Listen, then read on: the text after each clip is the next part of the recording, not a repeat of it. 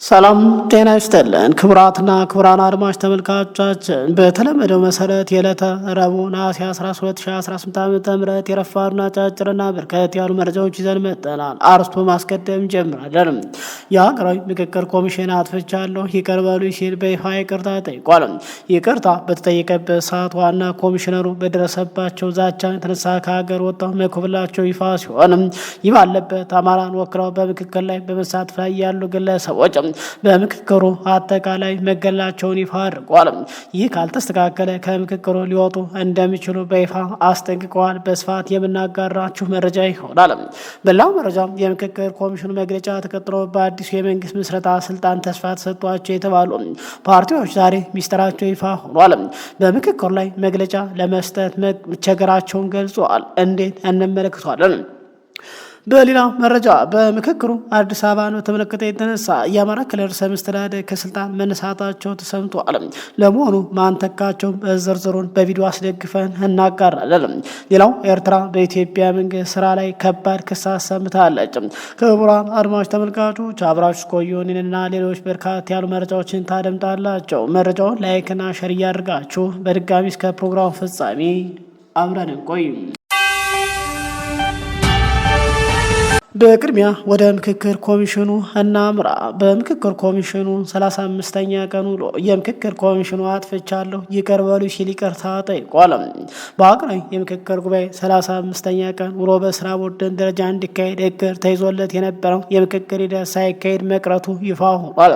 የጋራ ማረጋገጫ ቡድንና አባላት በየስራ ቡድን የቀረቡ አስተያየቶች በማካተት የስምንቱንም አጀንዳ ምክረ ሀሳብ በስራ ቡድን ደረጃ እንዲያቀርብ ቢታቀድም የጋራ ማረጋገጫ ቡድን ስራውን ባለማጠናቀቁ ምክንያት ሂደቱ ነሐሴ 13 ቀን ዛሬ 2018 እንዲካሄድ መወሰኑ ተገልጿል። የሀገራዊ ምክክር ኮሚሽነሮች በምክክሩ እየተሳተፉ የሚገኙ ተመካካሪዎች ሰብስበው ባደረጉት ንግግር በምክክሩ ሂደት ተፈጥሯል ላሏቸው መስተጓጉሎች ይቅርታ መጠየቃቸው ይፋ ሆኗል። ከኮሚሽኑ ኮሚሽነሮች መካከል አንዱ የሆኑት መላኩ ወልደ ማርያም አንዳንድ የምክክር መርሃ ግብሮች በታሰበላቸው ጊዜ መካሄድ አለመቻላቸውን የገለጹ ሲሆንም በመሰል ሁኔታዎች ውስጥ ተመካካሪ መጉላላታቸውን ጠቁሟል። ለዚህ ኮሚሽኑ ይቅርታ ይጠይቃል ማለታቸውን የመረጃ ምንጮች ገልጿል። የኮሚሽኑ ምክትል ዋና ኮሚሽነር መሆናቸው የሚነገሩት ሂሩት ገብረስላሴ ለተመካካሪዎች ባደረጉት ንግግር ሁለትና ከዛ በላይ ምክረ ሀሳቦች የቀረቡላቸው ንዑስ አጀንዳ መኖራቸውን የገለጹ ሲሆን እነዚህ ምክረ ሀሳቦች አንዳቸው ሌላቸውን የሚያጠፉ መሆናቸውን ተናግረዋል። ተመካካሪዎች በተቻለ መጠን ምክረ ሀሳባቸው ወደ አንድ እንዲያመጡ የጠየቁት ኮሚሽነሯ መግባባት ላይ ያልተደረሰባቸው ጉዳይ ላይ ለመግባባት ጥረት እንዲደረግ መጠየቃቸው ተገልጿል። ኮሚሽነሩ በካሄዶቹ የአጀንዳ ማሰባሰብ ሂደት የተሰበሰቡና ክልሎች የሚመለከት አጀንዳ ለክልል አስፈጻሚ አካላት ለማስረከብ ዝግጅት እያደረገ መሆኑን ምክትል ዋና ኮሚሽነሯ መግለጻቸው ይታወሳል። የኮሚሽኑ ዋና ኮሚሽነር ፕሮፌሰር መስፍን አርአያ ከሰሞኑ ምክክር በሚካሄድበት አዲስ ዓለም ኮንቬንሽን ማዕከል አለመታየታቸው መዘገቡ ይታወሳል። በቤተሰብ ጉዳይ ከሀገር መውጣታቸው መረጃዎች እየነገሩ ይገኛሉ። የምክክር ሂደት የመጨረሻው ምዕራፍ ላይ ከመድረስ ጋር በተያያዘ የዋና ኮሚሽነር አለመገኘት ክፍተት ይፈጥራል የሚል ስጋት መኖር የገለጹት የመረጃ ምንጮች ምክክሩ ከመጠናቀቁ ወደ ሀገር ይመለሳሉ ተብሎ ይጠበቃል ሲሉም ገልጸዋል። የኮሚሽኑ 7 ኮሚሽነሮች ከተመካካሪዎች ጋር ባደረጉት ስብሰባ ላይ ቀደም የዋና ኮሚሽነር አለመኖር በተመለከተ ያሉት ነገር የለም። አንዳንድ መረጃዎች እንደሚጠቁሙት ከሆነ ዋና ኮሚሽነር በምክክሩ ላይ የሚደረገውን የመንግስት ጣልቃ ገብነትም አደባባይ ላይ በመቃወማቸው የተነሳ በርካታ ማስፈራሪያ ከዛም አልፎ የግድያ ሙከራ ዛቻው ሲደረግባቸው እንደነበር ተነግሯል። ማስፈራራቱ ሙከራ መብዛቱ ተቀጥሎ ሀዘን በማለት ወደ ውጭ ለመውጣት መገደዳቸው ተነግሯል። በምክክር ሂደት ዙሪያ መግለጫ ያወጡ የፖለቲካ ፓርቲዎች ሲኖሩ መግለጫውን ተቀጥሎ ሊከሰት የሚችል ጫና በመፍራት መግለጫ ያላወጡ ፓርቲዎች መኖራቸውም ተገልጿል። በጉዳዩ ዙሪያ ቃላቸውን የሰጡ የሶስት ፓርቲ አመራሮች ከምክክር ሂደት አሁናዊ ሁኔታ ጋር በተያያዘ መግለጫ ለማውጣት የሚደረግ ጥረቶች ሊያስከትሉ ከሚችል ውጤት ጋር በተያያዘ በፓርቲ አባላት መካከል ልዩነትና ክርክር መፈጠሩን ይፋ አድርጓል። የፓርቲያቸው አባላት መግለጫ እንዲወጣ መጠየቃቸውን የገለጹት የአንድ ፓርቲ ከፍተኛ አመራር መግለጫ ይሰጥ አይሰጥ በሚለው ጉዳይ ላይ በፓርቲው ከፍተኛ አመራር መካከል የሀሳብ ልዩነት መፈጠሩን ይፋ አድርገዋል።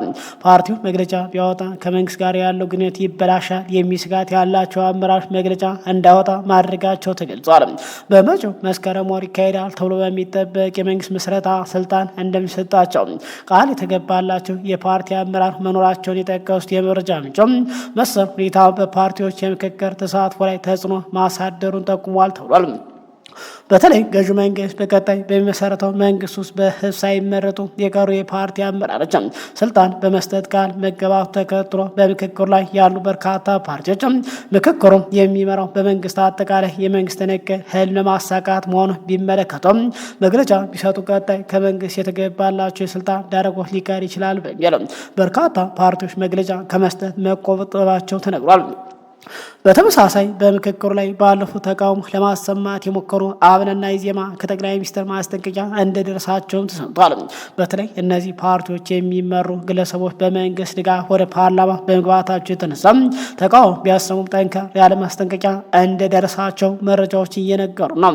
በሀገራዊ ምክክር ጉባኤ ላይ የሚሳተፉ የአማራ ክልል የተወሰኑ ተመካካሪዎች ደግሞ በጉባኤው ሂደት በገለልተኝነት በተሳትፎ ፍትሐዊነት በአማራ ህዝብ ቆጠራ ጉዳይና በቃለ ጉባኤ አያያዝ ዙሪያ ግድፈቶች ታይተዋል ሲሉ ለሀገራዊ ምክክር ኮሚሽን በጋራ በጻፉ ደብዳቤ አሳውቋል ተብሏል። በአማራ ህዝብ ቁጥር ዙሪያ የተነሳው የቆየ የፍትሐዊ አሰራር እንዲስተካከል የቀረቡ ጥያቄ በ10፣ 50ና 254 ደረጃ ውይይት እንዳይደረግበት ተጽዕኖ ተደርጓል ያሉ ተመካካሪዎች በ500 አባላት መድረክ ላይ ግን የህዝብ ቁጥር አጠቃላይ ጉዳይ የኦሮሚያ ክልል ጥያቄ ሆኖ ተመዝግቧል ማለት ከሷል። በፌዴራል ከተሞችና በመንግስት አደረጃጀት አጀንዳ ላይ በቂ ውክልና እንዳያገኙ መደረጋቸው የክልሉ ተመካካሪ የጠቀሱ ሲሆን አዲስ አበባ የመላው ኢትዮጵያ ከተማ ስለመሆኗ ሀሳብ ሲያቀርቡ ዛቻ እንደደረሰባቸው ገልጿል። ተመካካሪዎች ኮሚሽኑ ቅሬታቸውን መርምሮ የማስተካከያ እርምጃ እንዲወስድ አሳስቧል። ይህ ባለበት አማራን ወክለው ምክክር ላይ በመሳተፍ ያሉ ግለሰቦች በጋራ አንድ ጠንከር ያለ ደብዳቤ ለምክክሩ ማስገብቷል። ምክክሩ እየሄደበት ያለው ስራ ተገቢ አለመሆኑን ገልጸው አጠቃላይ አማራን ወክለው ያመሩ ተመካካሪ በምክክር ኮሚሽኑ በባለስልጣናት ከጥቅም ውጭ እንዲሆን መደረጉን ገልጸው ይህ ካልተስተካከለ አጠቃላይ የአማራ ተወካይ የተባሉ በሀገራዊ ምክክር ላይ ያለን ተሳትፎ ለማቋረጥ የምንገደድ ስለመሆኑ በታላቅ አክብሮት እንዲታወቅልን እንጠይቃለን በማለት ገልጿል። አጠቃላይ ተቃውሞ ደብዳቤ ደርሶናል። በቀጣይ ቪዲዮ መረጃ ይዘን የምናደርስ ይሆናል። የአማራ ክልል መሪው ወይም ርዕሰ መስተዳድር በአዲስ መጠቃታቸው ተሰምቷል። የብልጽግናው መሪ ጠቅላይ ሚኒስትር አብይ ወደ ስልጣን ማማ ከመጡ ማግስት ጀምሮ በየዓመቱ በሚመስል መልኩ በአማራ ክልል ውስጥ መሪ በመቀየር ላይ መሆናቸው ይነገራል።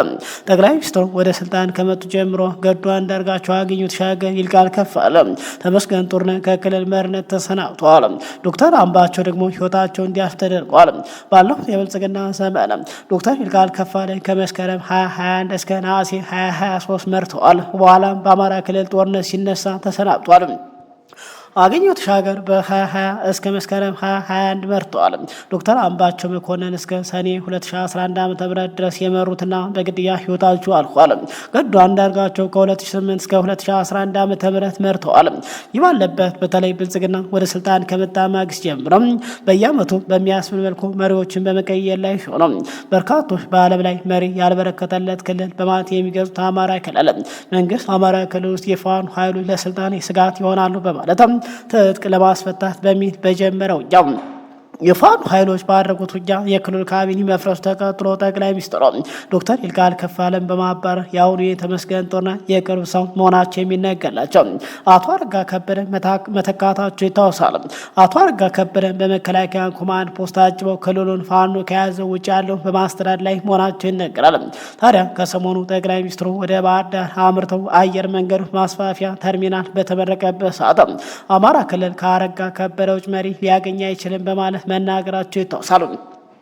ነገር ግን ከሰሞኑ አዲስ አበባ ላይ እየተደረገ ባለው ምክክር ላይ አቶ አረጋ የሚመሩት አማራ ክልል የወከለው ተመካካሪ አዲስ አበባን በተመለከተ ባሳዩ አቋም የተነሳ በአረጋ ከበደና በጠቅላይ ሚኒስትር መካከል መካር መጀመሩ ተነግሯል። ጠቅላይ ሚኒስትሩ አቶ አረጋ ከበደ አሳምፀዋል በማለት ማለትም ብልጽግና አዲስ አበባ የኦሮሚያ እንድትሆን የወሰነው ውሳኔ አረጋ ከበደ የሚመሩት የክልል ባለስልጣናት ተወካዮች በፍጹም በማለት ጋር ክልሎችን ሳይቀር ማሳመጻቸውን ተከትሎ ጠቅላይ ሚኒስትሩ መበሳጨታቸውም ተነግሯል። አቶ ሽመልስ አብዲሳ አረጋ ከበደ ላይ ክስ ማሰማታቸው ተከትሎ ጠቅላይ ሚኒስትሩ አቶ አረጋ ከበደን ከስልጣን ማንሳታቸው ተነግሯል። በምትኩም ከዚህ በፊት ተደጋጋሚ በተለያየ መድረክ ላይ በመውጣት አማራው አሁን እጅ አይገባበትም፣ አማራው ስለተገደለ ስለተፈናቀለ አይደለም፣ ከሌላው ህዝብ በበለጠ አልተገደለም አልተፈናቀለም፣ ወይም አማራው ፊንፊኔ አትገባም ስለተባለ አይደለም፣ አጠቃላይ አማራ አሁን እጃ ውስጥ የገባው ስልጣን ፍለጋ ነው በማለት በተለይ የአማራ አመራር ሆኖ ለመጀመሪያ ጊዜ አዲስ አበባ ማለት ተጠይፈው ፊንፊኔ በማለት እውቅና የሰጡ የክልሉ ምክትል አስተዳዳሪ በሆኑት አብዱ ሁሴን መተካታቸው ተሰምቷል። አማራ ስለተፈናቀለ አይደለም፣ አማራ ፊንፊኔ አትግባ ስለተባለ አይደለም፣ ስልጣን ተፈለገ። በበርካታ ሶሻል ሚዲያ በኩል አቶ አረጋ ከበደ በምክክሩ የተነሳ ተቃውሞ በማሰማታቸው ወይም አዲስ አበባ ለአንድ ክልል አድርገው ለመፈረም ባለመስማማታቸው የተነሳ ከስልጣን ተነስተው አዲስ አበባ በይፋ ፊንፊኔ ማለት እውቅና በሰጡት አብዱ ሁሴን መተካታቸው በርካታ ሶሻል ሚዲያ በመግለጽ ላይ ሲሆን በዚህ ጉዳይ ላይ ይህንን መረጃ እስካቀረብንበት ድረስ ከክልሉ ወይም ከመንግስት የተሰጠ ይፋዊ መረጃ የለም። ይህንን ተከትሎ ከመንግስት አካላት ያደረግነው መረጃውን ለማጣራት ያደረግነው ሙከራ ሳይሳካ ቀርቷል። የኤርትራ መንግስት የብልጽግናን አገዛዝ ከሰሰች። የኤርትራ የውጭ ጉዳይ ሚኒስቴር ባወጣው ሪፖርት የኢትዮጵያ ብልጽግና ፓርቲ የራሱን የቀጠናዊ መስፋፋት ፍላጎት ለመሸፈንና የሀገር ውስጥ ቀውሶችን ወደ ውጭ ለማዞር የተጎጂነት የፖለቲካ አቁማን እየተጫወተ ነው ሲል አጥብቆ ኮነነ። ሚኒስትሩ ይህንን የብልጽግና ፓርቲን የሚዲያና የዲፕሎማሲ ዘመቻ ጅራፍ ራሱ ገርፋ ራሱ ትጮኻለች ከሚለው ቢል ጋር በማመሳሰል ፓርቲው በኤርትራ ላይ ያልተገባ የጥቃት ተረት እየፈጠረ መሆኑን አስታውቋል። በሪፖርቱ መሰረት ብልጽግና ፓርቲ ላለፉት 3 ዓመታት የጎረቤት ሀገራት ሉዓላዊነትና የግዛታነት በግፍ ሲያስፈራራ ቆይቷል። ፓርቲው በሀገር ውስጥና በዓለም አቀፍ ደረጃ 2 የተለያየ ይዘት ያላቸው የፕሮፓጋንዳ ስልቶች እንደሚጠቀም የተገለጸ ሲሆን በአገር ውስጥ የኤርትራን አጋርነት ታሪካዊ ስህተት ነው ብሎ በማቅረብ ህዝብን ሲቀሰቅስ፣ ለዓለም አቀፍ ማህበረሰብ ደግሞ የቀጠናው ትስስርና የኢኮኖሚ ትብብር በሚል ሸፍቷል። የሌላ ሀገር ሉዓላዊ የባህር በር የመጠቅለል ፍላጎትን እያንጸባረቀ ይገኛል ተብሏል። የኤርትራ መንግስት አክሎም ቀጠናውን እያተራመሰ ያለው የኤርትራ ሳቷል ራሱ የኢትዮጵያ ገዢ ፓርቲ መሆኑን አብራርቷል። ለዚህም ከሶማሊላንድ ጋር የተፈራረመውን ህገወጥ የመግባቢያ ሰነድና በሱዳን ፈጥኖ ደራሽ ኃይሉ ላይ የሚደረገው ድጋፍ በአብነት አንስቷል። በተጨማሪም ብልጽግና ፓርቲ በኤርትራ ላይ የስርዓት ለውጥ ለማምጣት የሚንቀሳቀሱ ታጣቂዎችን እያሰለጠና የገንዘብ ድጋፍ እያደረገ መሆኑን መግለጫው አጋልጧል። የ2010 ዓመተ ምህረት የሰላም ስምምነት የተመሰረተው የኤርትራ ሉዓላዊነትና የግዛታነት በማክበር ላይ መሆኑን ያስታወሰው መግለጫው አሁን ላይ ይህንን ጥያቄ ውስጥ ማስገባት ዓለም አቀፍ ህግን መጣስ ነው ብሏል። ሚኒስትሩ በተለይ በሰጠው መግለጫ በተመለከተው በሪፖርቱ መጨረሻ ላይ ብልጽግና ፓርቲ ይህንን ሁሉ የውጭ ትንኮሳ የሚያደርገው በአማራ ኦሮሚያና ትግራይ ክልል ያለውን ጦርነት እንዲሁም እያንዣበበ ያለውን የማክሮ ኢኮኖሚ ውድቀት ለመሸፈን ነው ብሏል። ኢትዮጵያ የ1 ቢሊዮን ዶላር ዩሮ ቦንድ ዕዳዋን መክፈል አቅቷት በዓለም አቀፍ የገንዘብ ተቋም የዕዳ ማሻሻ እየለመነች ባለችበት ሁኔታ በቀይ ባህር ላይ የባህር ኃይል ለመገንባት ማለሟ የውስጥ ፖለቲካ ብስጭትን ወደ ውጭ ለማዞር የሚደረግ ሙከራ እንጂ የኢኮኖሚ ስትራቴጂ አይደለም ሲል መግለጫው አጠቃሏል። እስራኤል በሶሪያ ወታደር የአየር ማረፊያ ላይ ከባድ ጥቃት መሰንዘሯ ተሰማ። ጥቃቱ የአሜሪካና የቱርክ ውግዘት አስከትሏል። የሶሪያ የመንግስት መገናኛ ብዙሃን እንደዘገቡት እስራኤል በሰሜን ምዕራብ ሶሪያ በሚገኝ ወታደር የአየር ማረፊያ ላይ 8 የአየር ጥቃቶች የፈጸመች ሲሆን በጥቃቱም የአውሮፕላን ማረፊያ መንገዱ፣ የቁሳቁስ ማከማቻ ጉዳት አድርሶበታል ተብሏል። የሶሪያ መንግስት ቴሌቪዥን የወታደራዊ ምንጭ ጠቅሶ እንደዘገበው ከሆነ ጥቃቱ ማክሰኞ ማለዳ ላይ በኢድሊብ ግዛት የሚገኘው አል ዱሃር ወታደራዊ አየር ማረፊያ ኢላማ ያደረገ ነው ተብሏል። እንደ ሶሪያ ባለስልጣንና በአየር ማረፊያው አቅራቢያ እንደሚኖር ነዋሪ ገለጻ ከሆነ ጥቃቱ በንብረት ላይ ጉዳት ያደረሰ ቢሆን በሰው ሕይወት ላይ የደረሰ ጉዳት የለም ብሏል።